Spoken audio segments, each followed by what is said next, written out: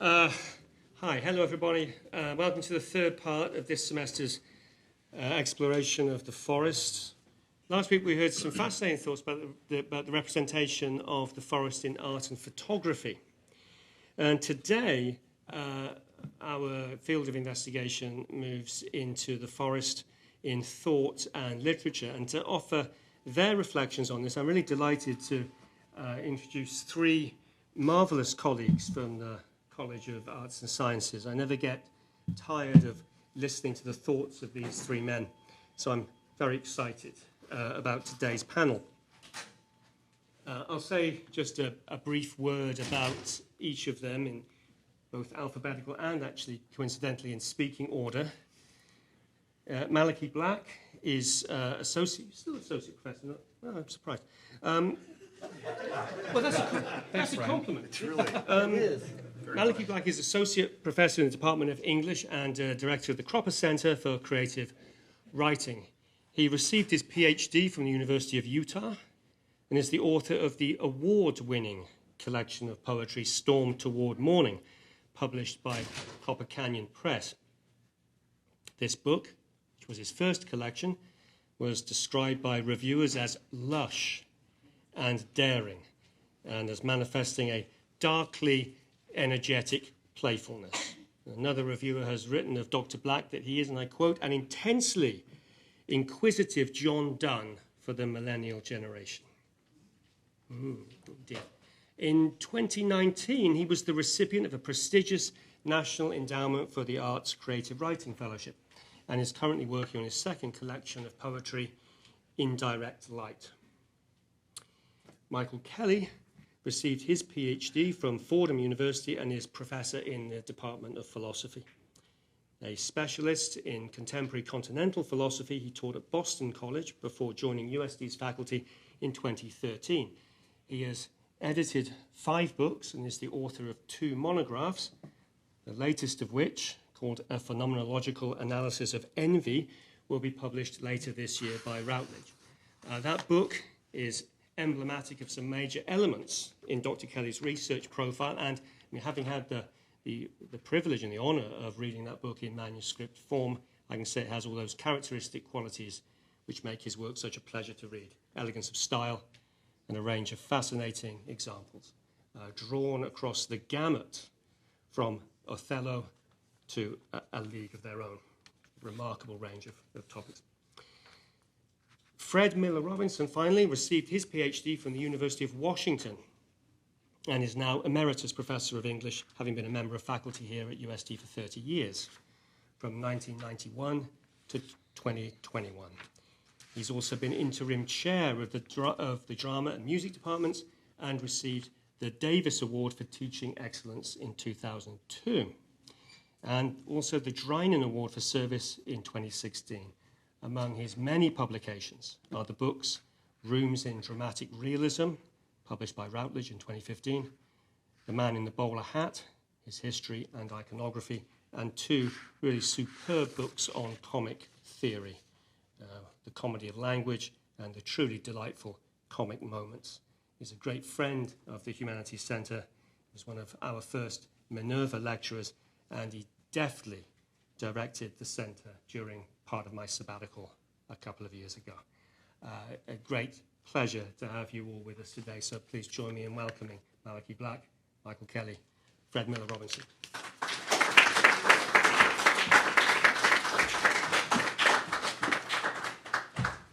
Brian, thank you for that tremendously gracious introduction and indeed for having me. As those of you who know me perhaps know, I'm not a dendrologist, and so the forest is but a mere enthusiasm of mine. I can't claim any measure of expertise.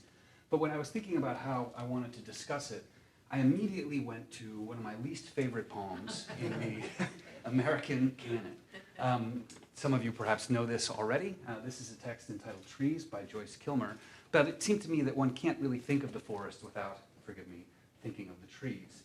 So I want to read this to you because I think it exemplifies a disposition toward the realm of the forest that influences the remaining slides I'll present to you today, or at least helps to contextualize them. This is Trees, again, by Joyce Kilmer. I think that I shall never see a poem lovely as a tree whose hungry mouth is pressed against the earth's sweet flowing breast, a tree that looks at God all day and lifts her leafy arms to pray, a tree that may in summer wear a nest of robins in her hair, upon whose bosom snow has lain, who intimately lives with rain. Poems are made by fools like me, but only God can make a tree. Perhaps you intuit why I so disdain this text in general. But I think in considering it in the context of this presentation, I arrived at a newfound enthusiasm for what I would characterize as a measure of anxiety tangible in this poem. Anxiety tangible in an almost post-lapsarian sense, a crisis of proximity, that's to say, a lack of proximity, desperate envy, indeed, of the trees themselves for their natural simplicity. Maybe there's something a little bestial about this hungry mouth being pressed, maybe even parasitic, sucking moisture out of the earth. But for me, there's a key stylistic event in this poem, which is iambic tetrameter. For those of you who aren't familiar, it just means there are roughly 4 beats a line in very regular pattern. And all the words in this text are maximally disyllabic, with one exception. Here we have this trisyllabic intervention, intimately.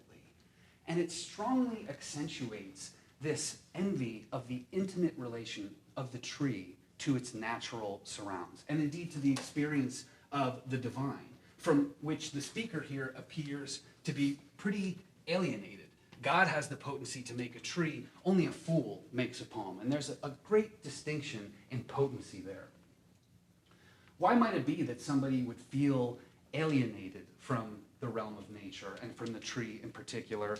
What is this sense of lack that we see exemplified in the Kilmer poem? Well, I think that Plotinus, in the Aeneid, offers us an account of the limited concern the natural world displays for the human creature, which might well help us to understand why Kilmer feels such a crisis of engagement in the text we just read.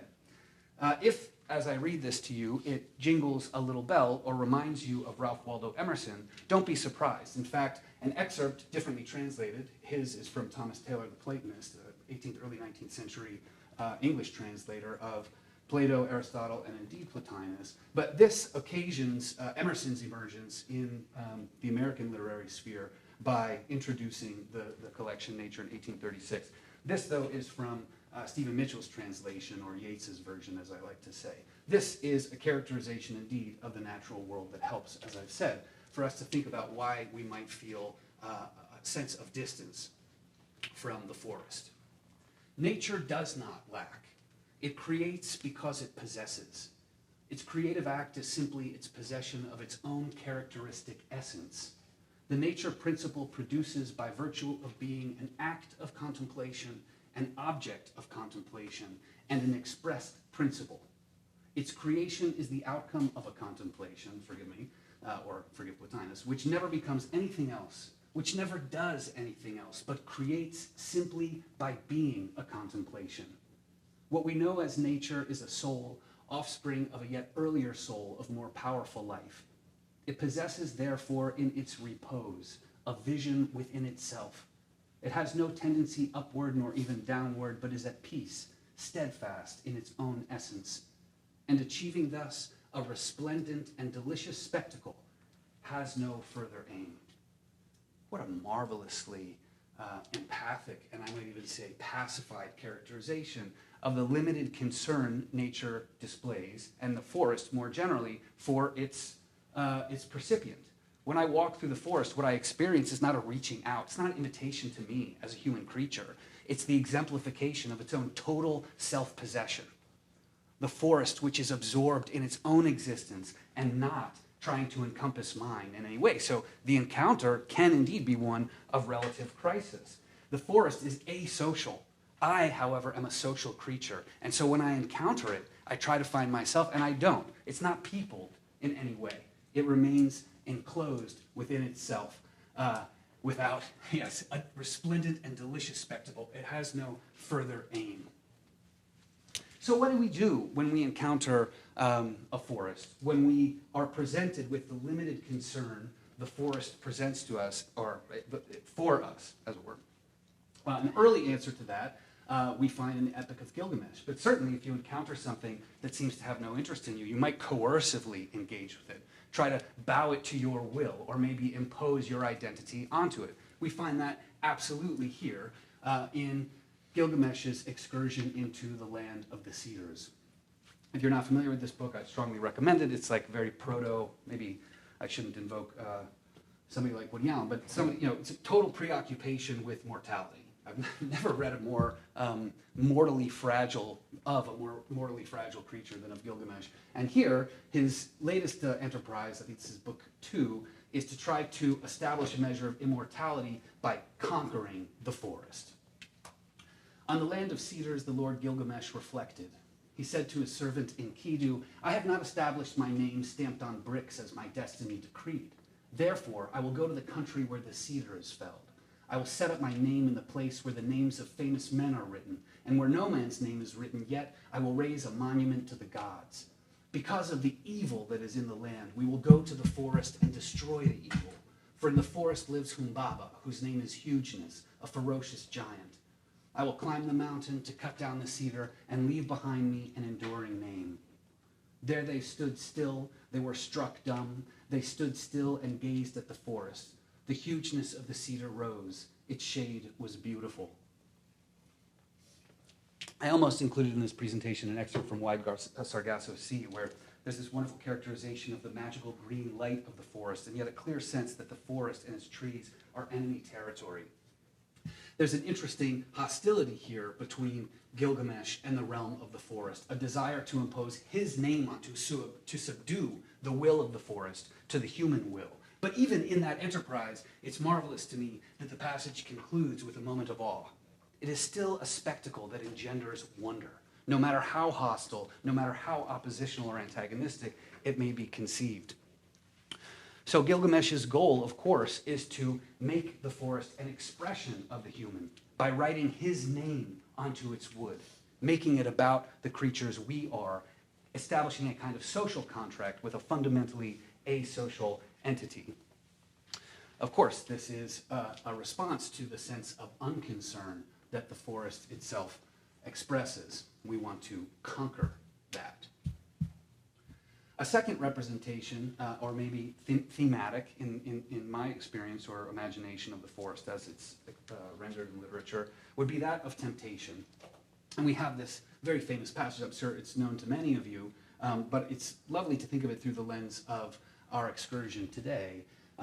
This is from the very first canto of Dante's Divine Comedy, indeed the Inferno, but this would be the sort of prologue scene. And it establishes a relationship between the forest and the pilgrim Dante that I think expands on or complicates or maybe adjusts the thinking we've done so far. Midway through the journey of our life, I found myself in a dark wood, for the straight way was lost. How hard it is to tell what that wood was, wild, rugged, harsh. The very thought of it renews the fear. It is so bitter that death can hardly be more so. I cannot rightly say how I entered it. I was so full of sleep at the moment I left the true way. And behold, near the beginning of the steep, a leopard, light-footed and very fleet, covered with spotted hide. And it did not depart from my eyes, but did so impede my way that more than once I turned to go back. Then a lion appeared to me and seemed to be coming at me, head high and raging with hunger, so that the air seemed to tremble at it, and a she-wolf that in her leanness seemed laden with every craving. It might be the case that we can kind of understand the subtext from the characterization here. The lion would be pride, the exemplification of pride, kind of allegorical representation of pride. The leopard, a kind of lust, a lusting stimulation. And finally, that she-wolf, who is avarice or greed, characterized by every craving. So for here, Dante conceptualizes or presents the forest as not only a mode of straying, but also of profound temptation.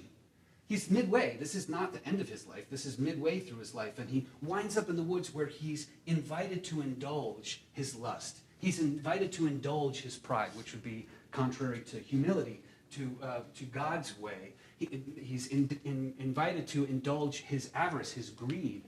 In other words, to become a beast himself in some way. The forest has invited a transformation, a straying from the speaker's fundamental humanity into something like a beast. A lure away from social life, a lure away from civilization, maybe even a journey across the divide from the realm of the human into the realm of the fully unconcerned.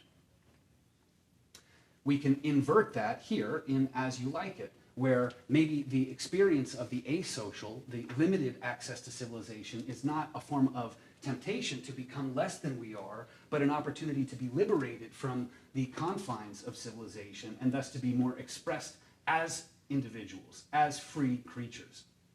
Here we have lines from Duke Sr., the exiled Duke, who has fled into the forest of Arden. Now my co-mates and brothers in exile, hath not old custom made this life, that is to say the life in the forest, more sweet than that of painted pomp? Are not these woods more free from peril than the envious court? Here we feel not the penalty of Adam, the season's difference, as the icy fang and churlish chiding of the winter's wind, which when it bites and blows upon my body, even till I shrink from cold, I smile and say, this is not flattery. These are counselors that feelingly persuade me what I am. And this our life, exempt from public haunt, finds tongues in trees, books in the running brooks, sermons in stones, and good in everything. This, of course, as I said, reverses the Dantesque concern over social life, suggesting that in our separation from the realm of the human, from social life, we experience tremendous freedom, yes, but also new forms of knowledge, tongues in trees, books in the running brooks, sermons in stones, and good in everything. Perhaps had Dante the Pilgrim had a chance to attend a performance of As You Like It, he wouldn't have had so much anxiety in the dark forest. He would have been delighted, in fact, and recognized that actually the forest is the opposite of human flattery. This is the place that feelingly persuades us what we are. I'll conclude with a poem from an existing, living poet, Katie Ferris. This is from a text published last year, and the title of this book is Standing in the Forest of Being Alive. And perhaps here we can see a kind of coalescence of these various strains. We will see in the conclusion here, in this fluorescence, an accent of the resplendence invoked by Plotinus, and we also see a sort of turning away from the imposition of human names onto the natural world. It's also, I think, a little funny. Standing in the forest of being alive. I stand in the forest of being alive. In one hand, a cheap aluminum pot of chicken stock, and in the other, a heavy book of titles. Oh, once, walking through a cemetery, I became terribly lost and could not speak. No one living knows the grammar. No one could direct me to the grave, so I looked at every name. A heavy bird flapped its wings over someone's sepulcher. Some of us are still putzes in death, catching bird shit on our headstones. Some of us never find what we're looking for, praying it doesn't rain before we find our names. Certain we're headed in the right direction, a drizzle begins, and what's nameless inside our veins fluoresces in the rain.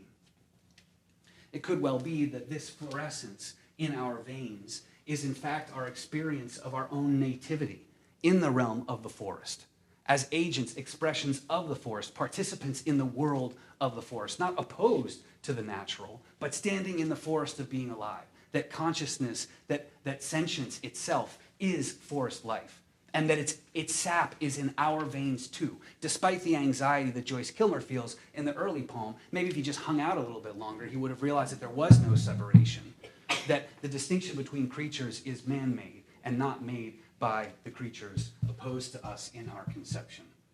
So, nativity indeed. Perhaps we are all creatures of the forest. And that's all I have for you today. Thank you very much for your attention.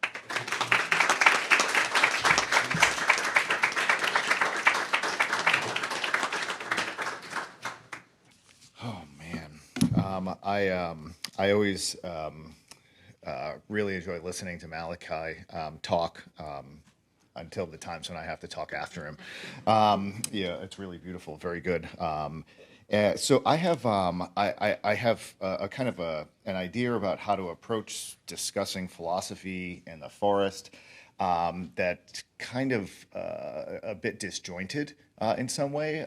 But as I was kind of thinking about how to approach the topic, I thought, you know what, like I actually don't really know very much about forests. It's not my thing. I am a suburbanite, and I kind of started to think about various ways or images in the history of philosophy where kind of forests make an appearance, as it were. And as I started to think about them a little bit, I kind of discovered that if I kind of tackle three of them, what I can end up doing is also talking about how each of these various ways in which the forest appears in the history of philosophy demonstrate three of the major kind of branches of philosophy itself. So one is ethics and or axiology, and I'll talk about the difference between the two of them. Another is epistemology, or the study of how we kind of come to know the world. And then the third would be something kind of bigger, broader, and more abstract, and that's the question of ontology, which is the study of being. So to get at the first, because it's a little bit less related to the other two, I will start with ethics and axiology. And I want to do so by reading you some passages from John Locke's second treatise on government, where he talks about the establishment of private property. And along the way, I'll talk about axiology and ethics. But Locke writes the following in the 5th chapter of the second treatise on private property, where he's trying to argue that private property is an actual kind of natural right in the way that, say, freedom of speech is a natural right. And he argues in this way, quote, "He that is nourished by the acorns he picked up under an oak tree or the apples he gathered from the trees in the woods has certainly appropriated them to himself, and nobody can deny but the nourishment is his. I ask then, when did they become his? When he digested them, or when he ate, or when he boiled them, or when he brought them home, or when he picked them up? And it is plain. If the first gathering made them not his, nothing else could. The labor put a distinction between them and the common stock. That added something to them more than nature, the common mother of all, had done. And so they became his private right." The argument is one that I probably don't need to gloss very much, but you can kind of assume that really what happens is you go out and labor on the land, and the things that you acquire through your labor become your private property. What interests me more than just that argument in the vague allusion to forests and trees is this particular set of claims now regarding how it is that we relate to nature, or that thing on which we're imposing our labor. He writes the following, this is section 34 of book 5. He said, "God gave the world to men in common, but since he gave it to them for their benefit and the greatest conveniences of life they were capable to draw from it, it cannot be supposed that he, God, meant it should always remain common and uncultivated. He gave it to the use of the industrious and the rational, and the labor was to be his title to it. He did not give it to the fancy or the covetous or the quarrelsome and the contentious. And he that had good left for his improvement as was already taken up need not complain, and ought not to meddle with what was already improved by another person's labor." The first point there that strikes me as interesting, if you read the second treatise on government, is that we kind of get an introduction of what we might consider to be a certain kind of ethical imperative to work, to labor, to use natural resources for the benefit of mankind. It's a kind of a theologically, ethically oriented claim, but the evaluations are there. God gave the land to the industrious, not to the quarrelsome, and the industrious are going to, as it were, kind of realize God's plan for us as rational creatures who can fend for ourselves by taking and making use of nature's resources, and thereby kind of fulfilling the objective that God had divined for us. So it's kind of an ethical obligation, if you will. If those of you who are familiar with the title of the work by Max Weber, The Protestant Work Ethic in the Spirit of Capitalism, we'll see kind of legacies kind of moving from John Locke into that particular tradition. But then there's another couple of interesting remarks that he makes about our relationship to the natural resources that we're using. And they're going to slip away from the domain about, say, an ethical obligation to work into the domain of something like axiology. And axiology is really just a general study of value. And since we can kind of think very quickly about the fact that there are some things that are valuable that fall outside the moral domain, axiology is a kind of a separate inquiry in this case. And so here's what he says. Let me make sure I get the right place where he sees this. Yes. He says, now to which let me add that he who appropriates land to himself by his labor does not lessen, but increases the common stock of mankind. For the provisions serving to the support of human life, produced by 1 acre of land enclosed and cultivated land are, to speak much within compass, 10 times more than those which are yielded by an acre of land of an equal richness lying waste in common. And therefore, he that encloses land and has a greater plenty of the conveniences of life from 10 acres than he could have from 100 left to nature, may be truly said to give 90 acres to mankind, for his labor now supplies him with the provision of 10 acres. What's in the background of a certain kind of claim like this is a question about the difference, axiologically speaking, of intrinsic value and extrinsic value. And the question here that kind of can be brought to mind is whether or not Locke kind of makes a presupposition, or at least betrays a presupposition, that whatever is kind of natural itself, or the being of nature, the forest in this case, is not intrinsically valuable. It doesn't have any value in and of itself. Its value rests in what it can provide in terms of resources for human beings in order to benefit and improve our lives. And so there's a kind of interesting distinction there. Just so that you know that I'm kind of not really kind of playing too loose with the text, I'll tell you what Locke says now. And this will be my last remark from Locke to underscore that distinction. Here you go. He can be no more unequivocal.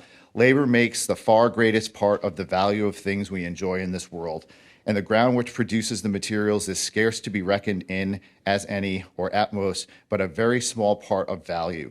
So little that even amongst us the land that is wholly left to nature, that hath no improvement to pasture, tillage, or planting, is called indeed a waste.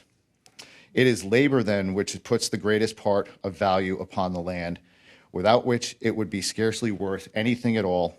It is to that who we owe the greatest part of all its useful products, for all the straw, the bran, the bread of that acre of wheat is worth no more than the product of an acre as good as land which lies to waste. The value is the effect of the labor. The labor of those who felled and framed the timber employed about by the plowmill must all be charged on account of labor and received as an effect of that. Nature and the earth furnished only almost worthless materials as in themselves.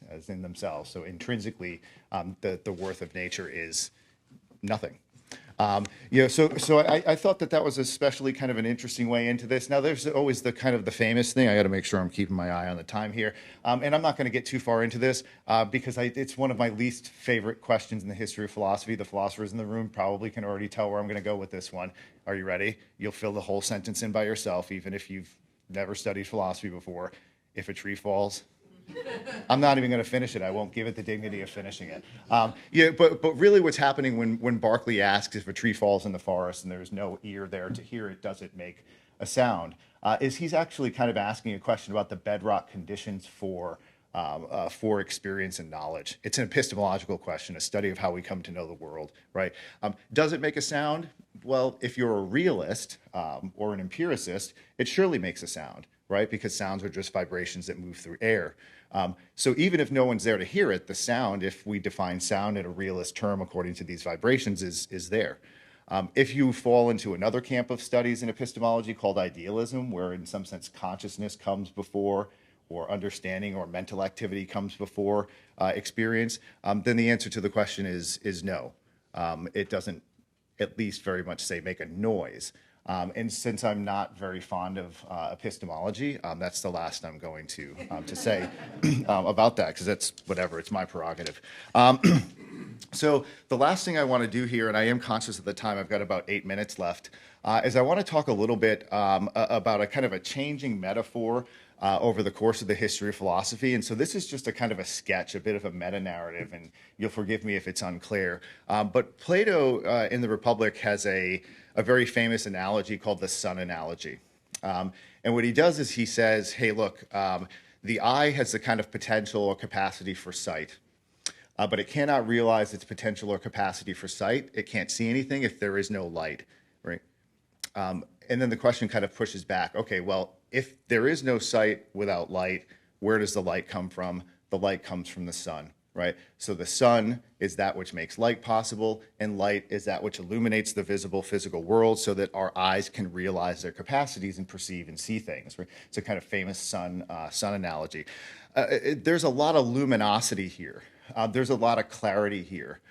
There's no forest here. There's no ambiguity here, right? There is perspicuity and revelation by light and the sun, and ultimately this thing called the good.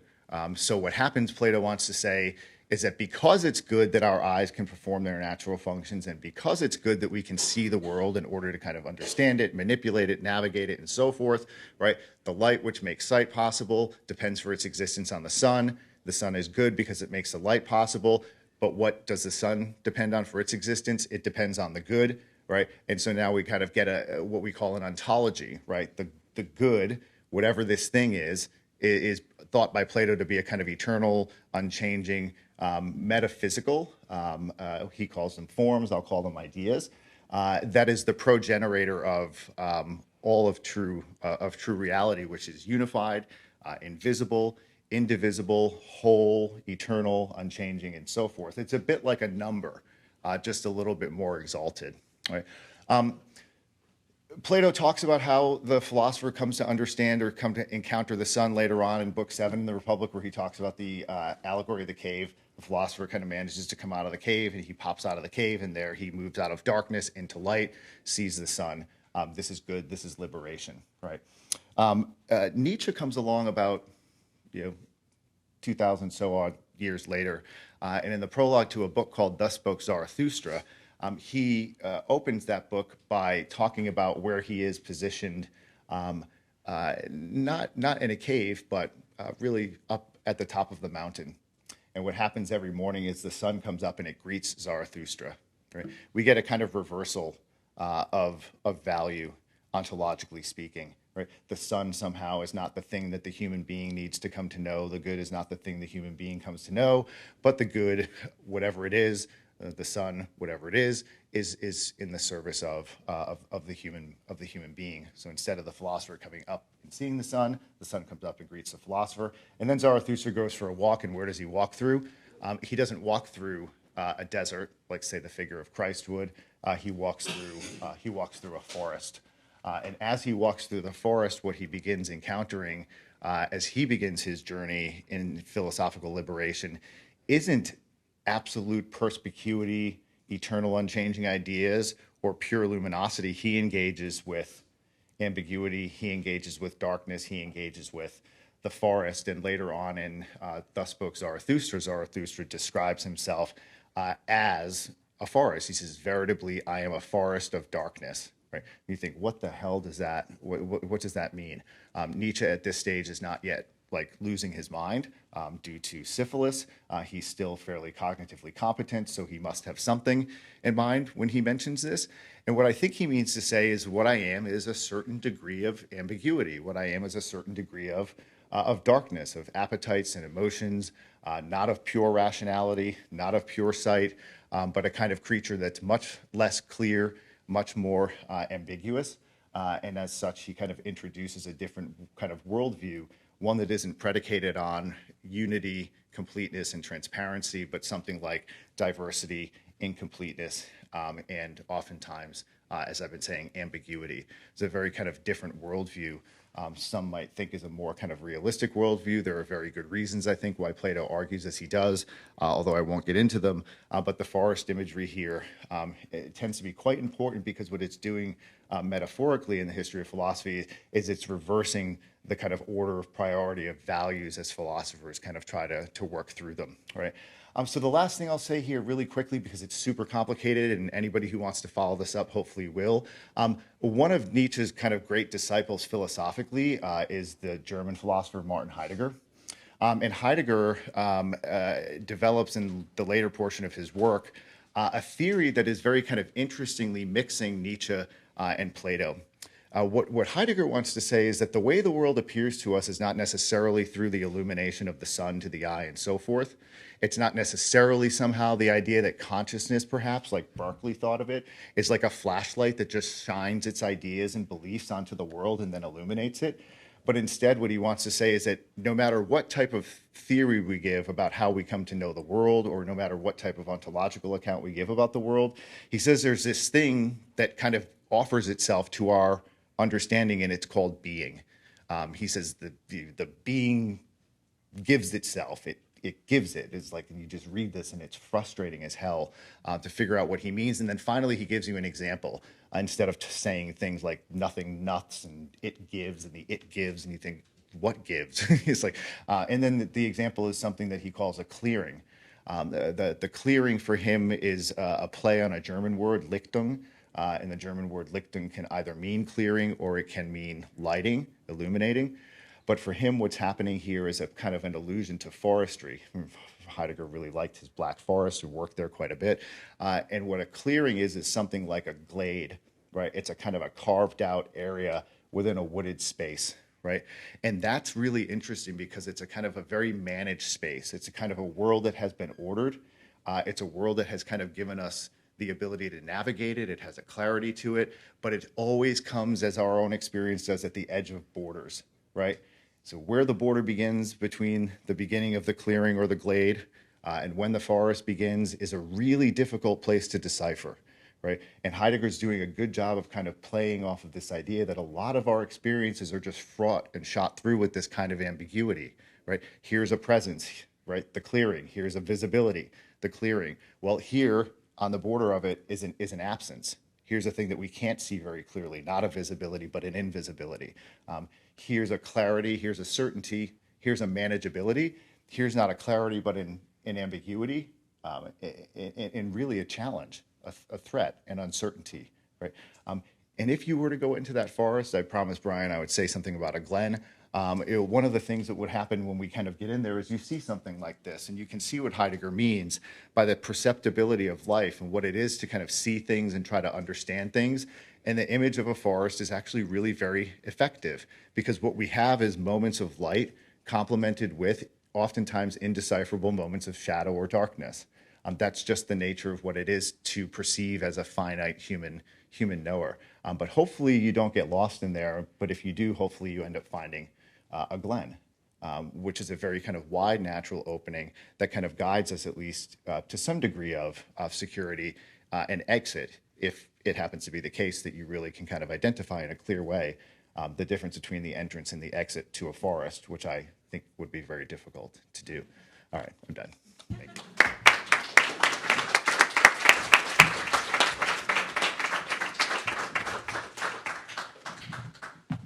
Well, it is a pleasure to follow two of the professors at the school that I most admire, and I will try to live up to it. Maybe I will begin with pleasure and end with being, and we'll see how that works. With a couple of exceptions, I will confine my remarks to American literature. The reason for that will become clear, I hope. A way of limiting the immense topic of the forest in literature. As a further strategy of limitation, the signal thing I have to say about the subject, which I will develop at the end, is that science, dendrology, environmental science, climatology, and others, and the politics of business have, in the last 3 decades, elevated and made vivid what the forest is, and in the process rescued literature from its long preoccupation with what the forest stands for. Robert Frost, stopping by woods on a snowy evening, I will begin as you began, with something people know, ends with these well-known lines. The woods are lovely, dark, and deep, but I have promises to keep and miles to go before I sleep, and miles to go before I sleep. Frost stops by to look at the woods on his way to the rest of his life and death, which for him is what the woods represent. As in almost all his poems, he doesn't go into the woods, doesn't observe the trees, or mark what kinds of trees they are, and instead briefly reflects on them only as they suggest some aspect of himself or everybody. In the first poem of his first volume, he imagines himself going into an endless forest, and if worried friends found him there, they would find him to be himself, but more true, whatever that means. In the sound of the trees, he finds that sound is a talking of going, but meaning to stay. That is, the sound of sedentary people. In fact, in Stopping by Woods, he is describing how he is not the nature poet that somehow he has become for us. But in that poem, he gives us three adjectives, lovely, dark, and deep, to describe the forest at night in winter that may help us trace the long literature of the forest that preceded him and which he did not advance. Consider lovely, an all-purpose word, but well-suited to the charms of the forest. Loveliest of trees, begins A.E. Housman's poem, meaning the cherry trees in snow in the woodlands. And they are at once a reminder and a balm of his own life to come. There are many wonderful poems about the woods that are lovely because of what the poets learn about themselves. The woods are healing, filled with light, otherworldly or entirely mortal, waist deep in history, and so on. They offer the experience you might get on a tree walk in Sequoia National Park. The woods darken, and I ask here, is that when they become forests? I am not going to get into the difference between woods and forest. I will leave that to a linguist. The woods darken when the author's relation to them implies something beyond abstractions or projections. In Pablo Neruda's poem, Lost in the Forest, he tastes a hazel twig that he snaps off, and his unconscious awakens. Quote, as if suddenly the roots I left behind cried out to me, the land that I had lost with my childhood, unquote. The darkness is at once frightening and fertile, part of his own mind going back to an ancestral childhood, perhaps even to the roots of the mythic world tree with its canopy in the heavens and its roots in the underworld, the world tree that is mimicked by our own family trees. This is a darkness taking root, not just a projection. Neruda's speaker never comes out of the woods because he can't. The same is true of Nathaniel Hawthorne's Young Goodman Brown, from the short story of that name. He enters the haunted old forest at night, not even knowing why, and encounters an assembly of witches and devil worshippers, among whom are every respectable person he knows in Salem, including his wife, Faith, and his deacon. Everyone is celebrating that, quote, evil is in the nature of mankind. Evil must be your only happiness. When Brown returns to Salem, everyone there has returned to their normal lives. His wife is overjoyed to see him, but he ignores her and lives the rest of his life in, quote, gloom, unquote, the very word applied to the forest. In effect, he never gets out of the forest. His church's teaching of we are all sinners before God has become for him an hypocrisy rather than a condition. Hawthorne's night forest is a benighted wilderness, the home of the indigenous people for whom the forest is home. Interestingly, the devil who guides Brown into the forest, who looks like his father, a backstory there that Hawthorne never touches, thank God. The devil who guides Brown into the forest helps Brown's father set fire to an Brown's father set fire to an Indian village. Yet there are Indians, as they call them, participating in the evil ceremony. In Brown's world, this is where the indigenes belong, and they do belong there. Perhaps they misinterpret the ceremony, see it as a way of placating the settlers. Near the end of Walden, or Life in the Woods, Henry David Thoreau wrote, "We need the tonic of wildness. We can never get enough of nature. We need to witness our own limits." I think Hawthorne thought so too, but Goodman Brown didn't or couldn't. His tale, if he were the teller of it, is one of learning darkness, like countless horror movies set in little houses in the woods full of demons, the progeny of the cannibalistic witch in the story of Hansel and Gretel, a variant of the children's own parents. The darkness of the forest, the place where you can get lost, dates back to the vast stretches of unexplored woodlands from which our hunting and gathering ancestors emerged by clearing the trees for farms and marking them for property. The dark place before we saw the light.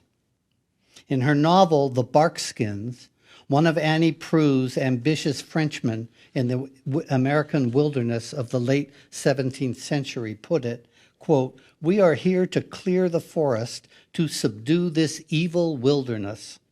Men must change this land in order to live in it," unquote.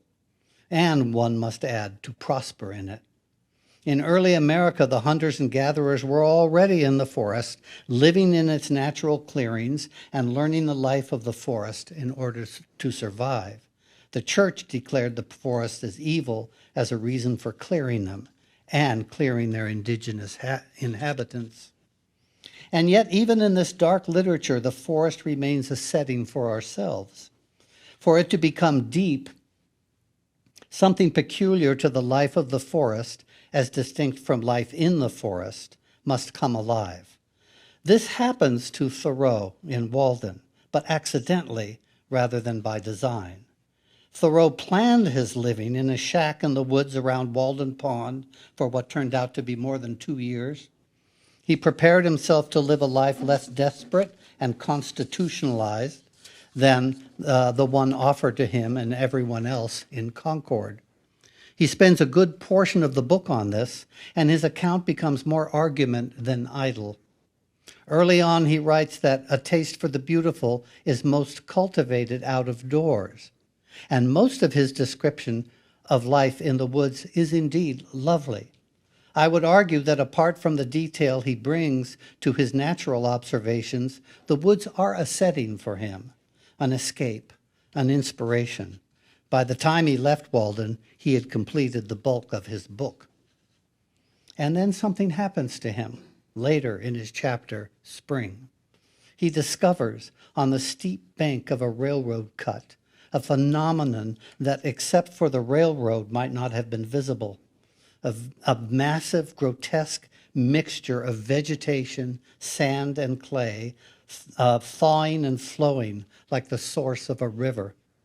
He feels as though he is observing, quote, "the laboratory of the artist who made the world and me. The very globe continually transcends and translates itself." He concludes famously that here is nothing inorganic. He beheld the not-so-beautiful, the life of the woods pursuing its own revived life. It is not in his head, it's before him, and he includes himself in it without needing to mention himself. This brings me to the opening of these remarks, to the very life of the forest as forest that marks the literature of the past 3 decades, in fiction and nonfiction, and in the blurring of the two. It is a literature inspired by 2 deeply related subjects. First, the actual scientifically based life of forests, and 2, its fragility in the light of deforestation and the population growth that is said by the logging industry to require it. As Annie Proulx reminds us, this has been going on in America since the end of the 16th century. My reading has been confined to 4 books. I'm hoping this works. No, I'm back. Yes.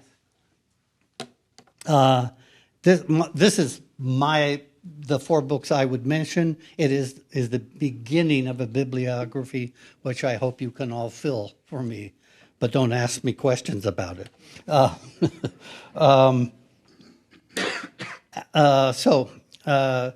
Alexander Nemerov, whom we have all had the pleasure of hearing from in this series, in his historical, artistic, philosophical, and above all humanistic book, The Forest, focuses on the decade of the 1830s in America when the country was, in the painter Thomas Cole's words, moving from, quote, barbarism to civilization, to luxury, to the state of destruction, and to ruin and desolation. In Nemirov's terms, an empire of deforestation has resulted. He speaks of the forest as expressing to us, quote, the otherworldliness of the real, otherworldly to us because we have lost and are continuing to lose our forests and our relation to them. He describes the rampant logging as based on, quote, the great ethos of the not there, unquote. That is, our moral nature has become based on clearing things out for profit. It is the ethos of what is there in the forest that is the main subject of Richard Powers' Pulitzer Prize-winning novel, The Overstory. 9 interlocking characters fall in love with trees, one way or another. One of them, Dr. Patricia Westerford, is a dendrologist who changed her life by leaving the lab and studying outside, camping and walking through forests, taking samples, etc. After reading Thoreau, she writes, quote, I only went out for a walk and finally concluded to stay out until sundown, for going out, I found, was really going in. Not just into herself or into the forest, but into the selves of the trees. Dr. Pat thinks that, quote, everything in the forest is the forest. Trees join their vascular systems together and become one. They feed and heal each other, keep their young and sick alive, and pool their resources. The forest is a community. She mentions the Ashwa people in the northern Andes who regard, quote, trees as their kin with hopes, fears, and social codes, unquote. This, then, is the ethos of what is still there. Another character thinks that, quote, the gap between trees and people is nothing at all, which reminds me of what the myths in which gods and lovers are turned into trees are trying to tell us. It is not a question of our having trees stand for something, but of recognizing that, as Dr. Pat puts it, that, quote, this is not our world with trees in it. It is a world of trees where humans have just arrived, unquote. They can teach us how to live. Another of Powell's characters, Olivia, literally lives with a man who makes art out of fallen trees, 200 feet up in a giant redwood for an entire year to prevent its being cut down. I won't tell you why. I won't go into why they had to stay up there a year. There she reads Charles Bowden's The Secret Forest, 1993. It's up there. A personal study of the fragile ecosystem of Mexico's Sierra Madre. Quote, the most threatened type of tropical forest. It's a dry tropical forest in the hemisphere. Bowden writes, Olivia doesn't quote him, but I will, by, quote, by talking and hearing nature, we will find the way home. And to do so is to replace the feeling of fear to one of arrival. Olivia's, quote, unquote, Olivia's year of living in the canopy is her signal experience of home.